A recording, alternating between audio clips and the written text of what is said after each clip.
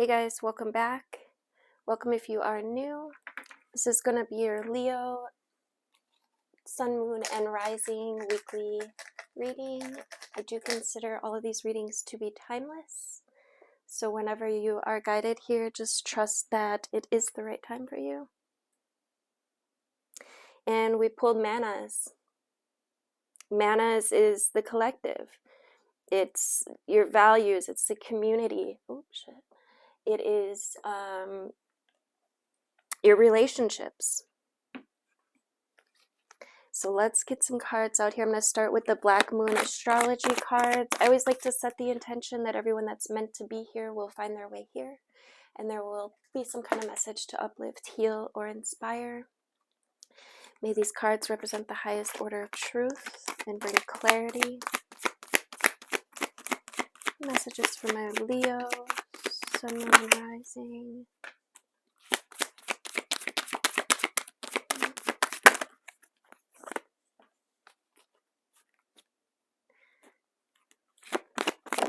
Leo. Okay.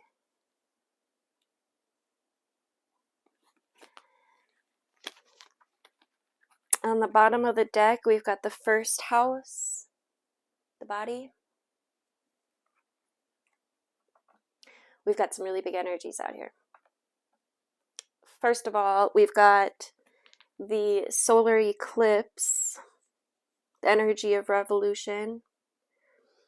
The solar eclipse energy is big transformative shifts. Shadows are often revealed through the solar eclipse. I just wanted to look up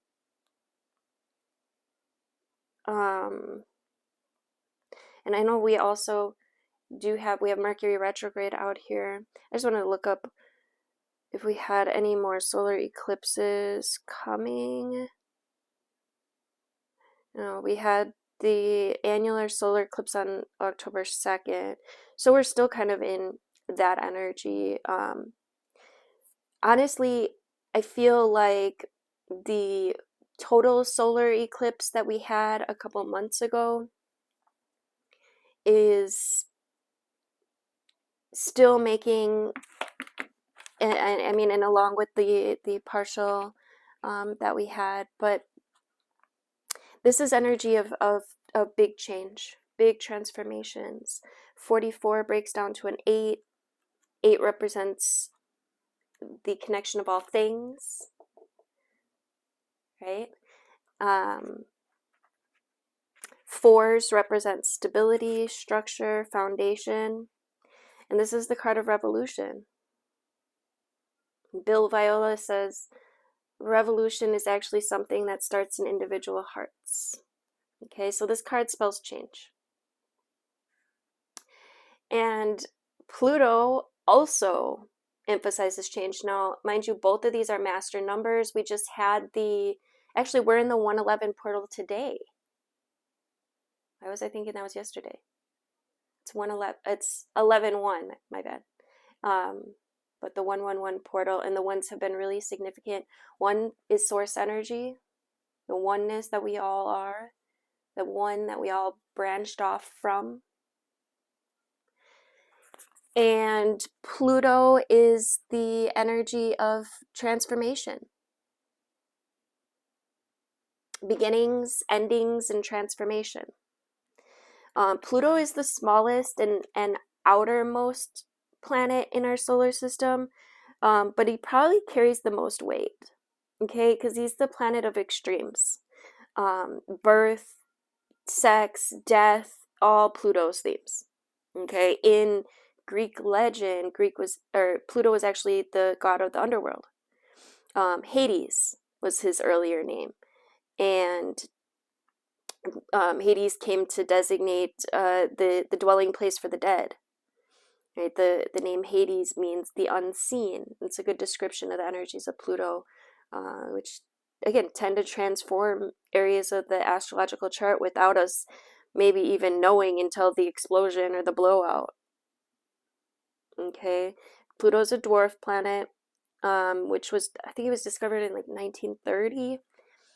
And transits from Pluto are extremely powerful and bring on significant life changes. Okay, it's the higher octave of Mars, but also has some similarities to Saturn, which also bring a force of oppression. Okay, Pluto governs renewal and rebirth. It brings to the surface things that have been hidden or are felt deep inside.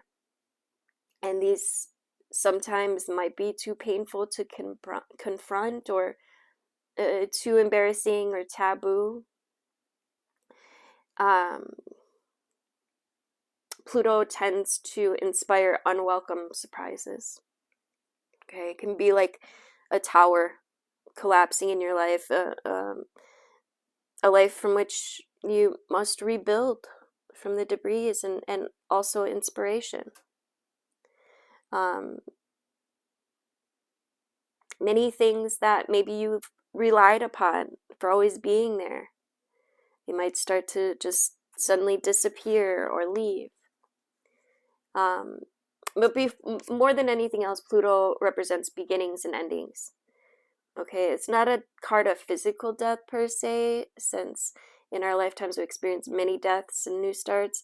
It's simply a time when the decks are being wiped clean for new action. And most of the time, you begin to feel ill, at ease, with the feeling of like something not right. And things might go down strangely with an eerie sort of silence, kind of like the Titanic.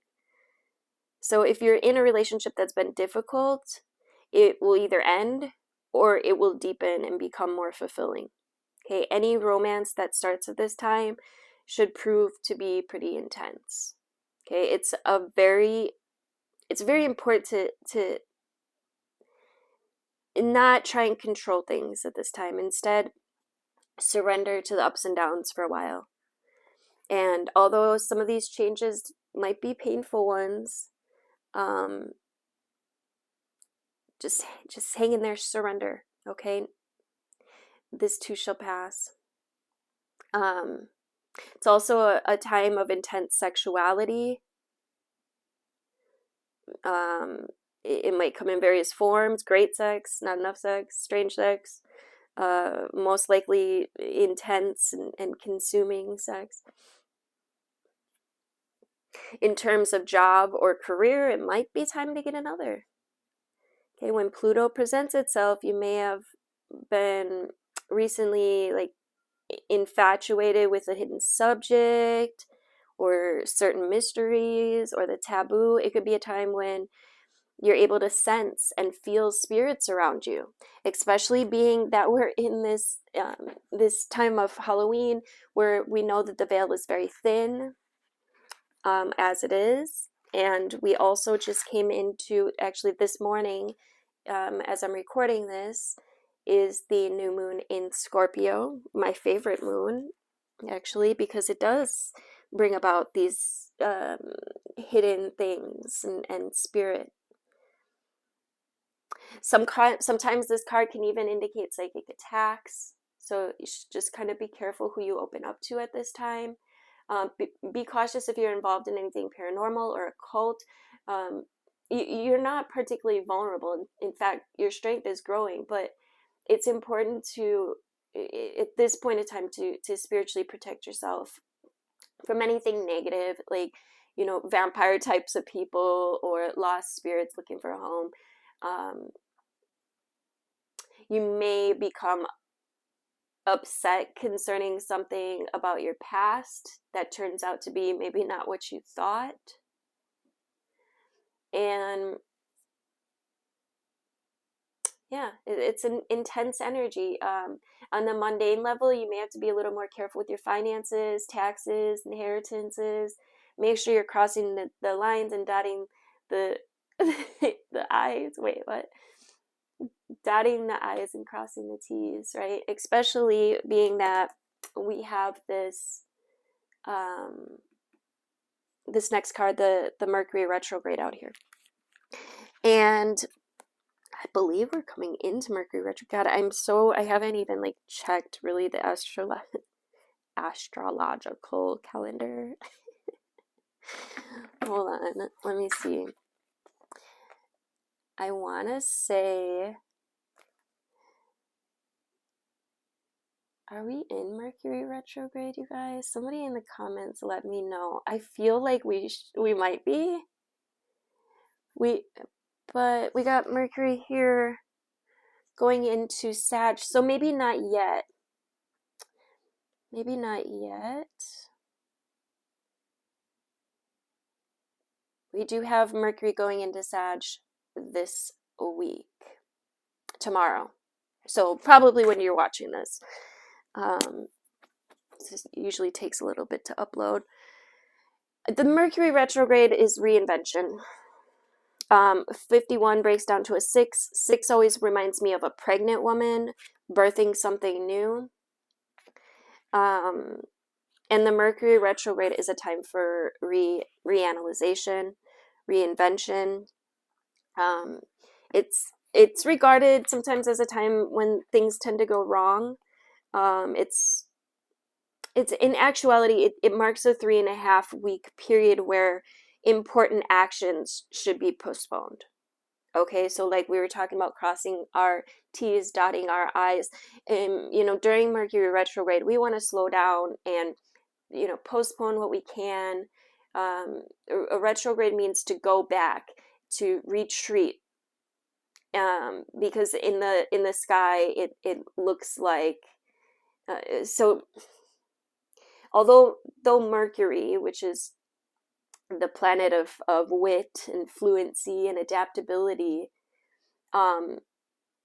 it's an inner planet, and it's so close to the sun that it appears to be going backwards, but it's not.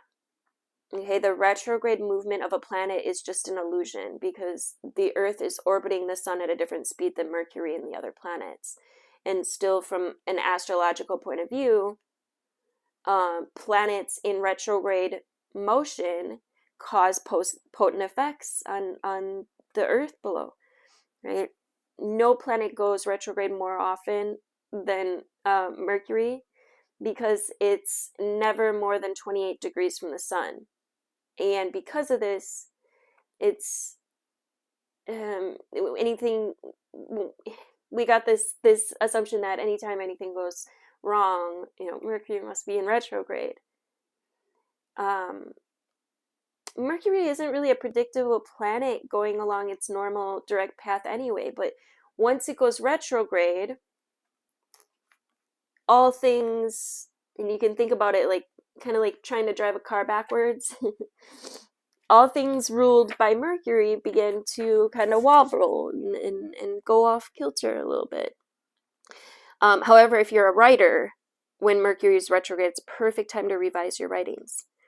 Okay, Mercury is the counterpart of Hermes, the Greek Olympian god, and he's the trickster. And he's not only big on pranks, but also false moves. Okay, he's the god of transitions and roads and boundaries. The name Hermes has to do with speech and implies he's a translator.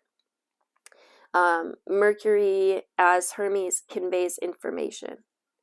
And when that information comes to us wrongly because of Mercury's unpredictable retrograde motion, nothing seems to go right. So make sure you're backing up all your equipment, your computers, your cell phone numbers, address book, anything to do with technology or mechanics at this time. Electrical appliances purchased at this time might end up needing to be returned. It's just really a time of re-evaluation. Okay, you might want to carefully go over any contracts that you sign. Make sure you're double and triple reading things, especially big things at this time. If you're going to leave to go on a trip, maybe you want to leave a little early because there might be some delays.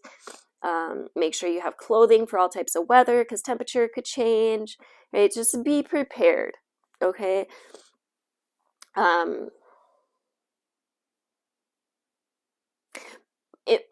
retrograde planets are also said to be more empathetic, and that means that strangely we're more silently and internally keyed into their energies, which can cause unusual or fated meanings and occurrences to happen, synchronicities. You may meet up with someone you haven't seen in years at like a most unexpected place.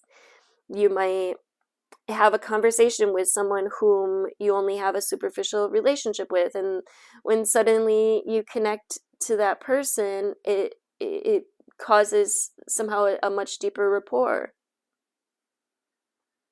If you're asking about the strengthening of a relationship, it might not be a good time to get married, but it is an excellent time to renew your vows. It's not a good time to initiate a divorce or end a relationship, considering how soon Mercury moves forward again. Because if you do, then the relationship might probably move forward again too. Okay, so if you're feeling hopeless and worried that a relationship's never going to work, the Mercury retrograde is actually a good one to turn up. It means that more than what you know about the situation at the current time, and the possibility of the relationship getting on its legs and moving ahead is very likely. It's also a good time to connect with a lover from the past, or to revise, to reinvent, renew. Okay, let's get some. Holy crap, I went way further than I wanted to. And the first house is reinventing the body, your physical self, and that's all I'm going to say about that, because we've taken way too much time on this. I want to get a couple animal spirits out here for my Leos.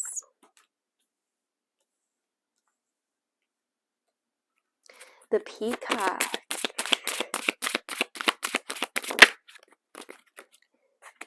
Leo. The red fox. And the butterfly. Big transformations. Big. Oh my goodness.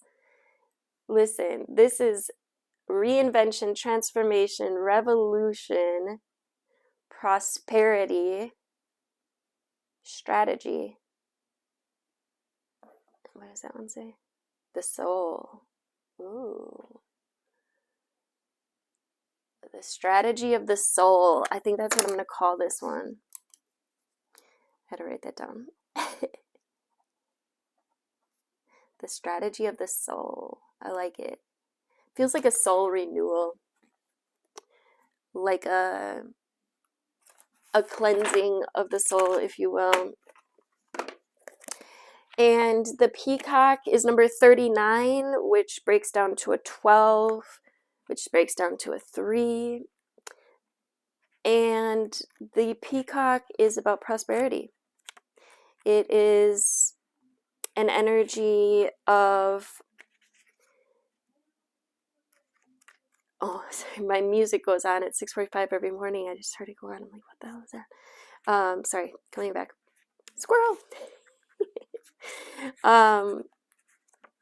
The peacock is prosperity. So there is a flow of abundance on its way to you. Expect a new income stream. You may want to clear the energy in your home or office. Just don't be afraid of success at this time. Okay, you can rise from any difficult circumstances, Leo. You are strength. You are the epitome of rising. Okay, it's the belief that peacock feathers bring prosperity. And then we have, some of you guys might even want to put some peacock feathers in your home.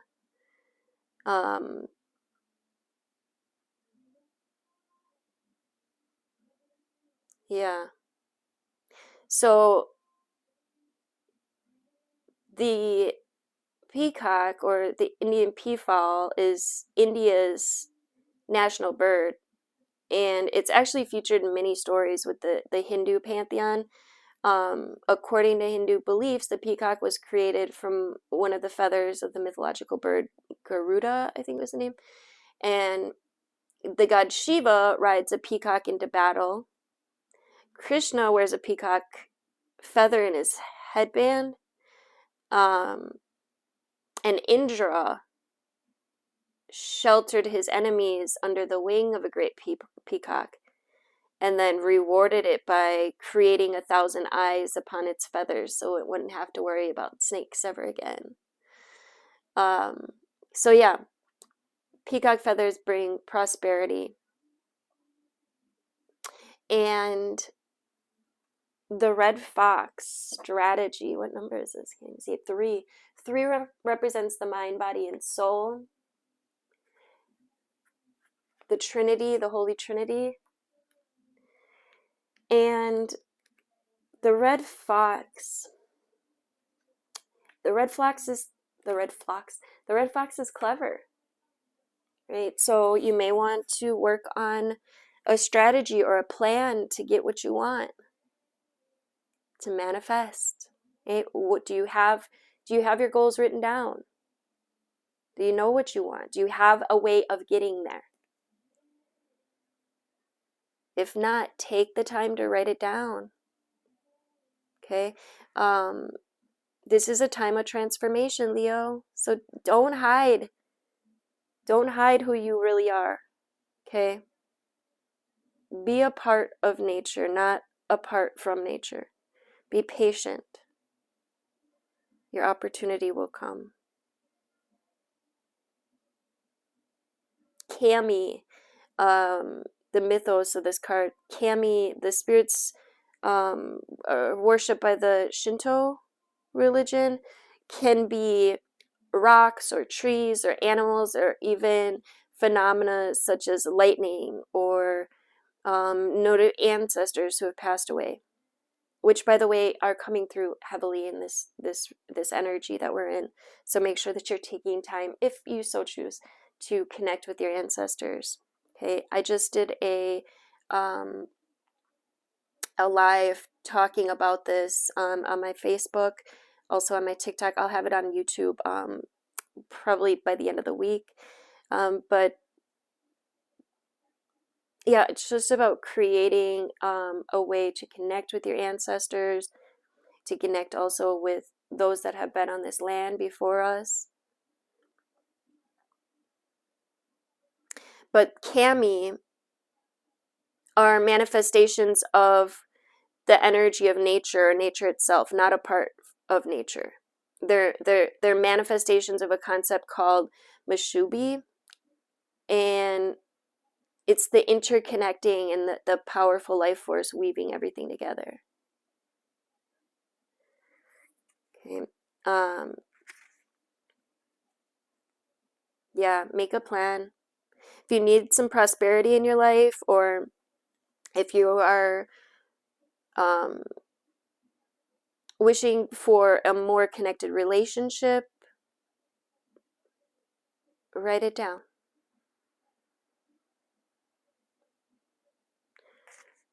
Write it down, and then write down also 3 action steps that you need to take to get there. Call in the fox magic. Fox magic is transformative. Foxes can help you find the best way to get through any puzzling or difficult situation. Okay. And then the butterfly, the soul, what number is this? I can't see it. 28, which breaks down to a 10. 10 represents completions and also new beginnings. And just like the butterfly goes from being an earth-dwelling being to one that can fly, you too are in this sort of transition where you're kind of gaining your wings on a spiritual level, on a soul level. But to experience our full selves, we often go through a difficult period of transformation and growth. Just trust what you're feeling. Okay, we all have stages to pass through in life, and not all of them are easy. Okay, so look ahead to where you wish to be, not where you've been. Okay, self-trust and maybe even trust of your partner are going to be necessary for positive relationships. Okay, I'm going to get just a couple tarot out here, and then I will pull a sacred geometry to wrap this up. My Leo, Sun, and Rising. What messages do we have for Leo?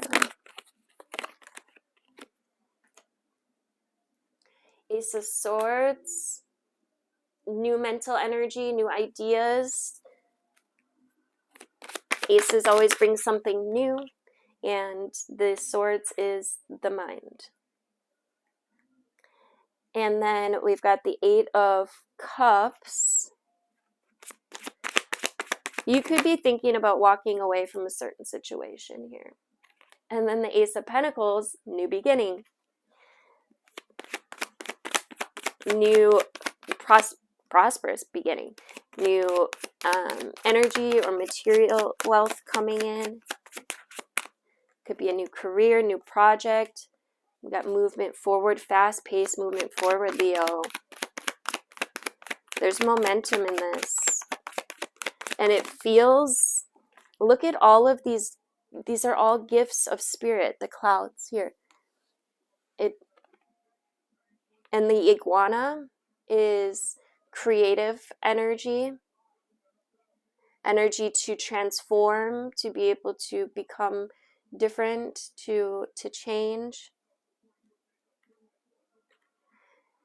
And then we have the Knight of Swords, which did fly out on the floor, which tells me in reverse. So it's like slow down. Slow down. Allow yourself to reinvent yourself. Okay, don't take action right now.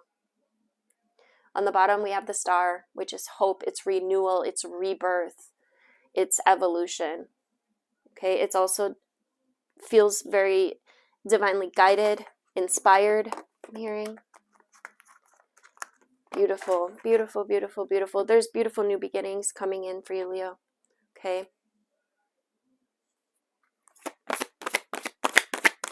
Let's see. My Leo, Sun, and Rising. Get some advice. My Leos, thank you. Ooh, we got the Divine Masculine.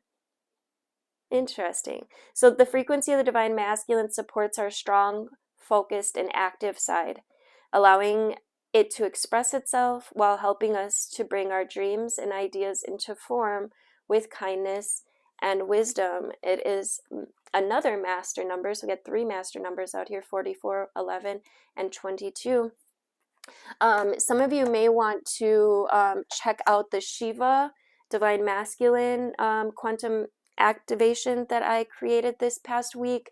That is on my YouTube channel. I also do have the Shakti, the Divine Feminine version. You may want to do that after.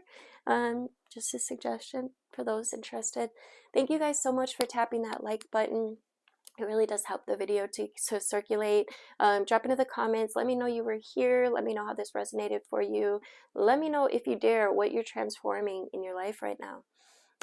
Do make sure you are subscribed. Tap that notification button if you'd like to be notified of upcoming videos. Love you guys. Later.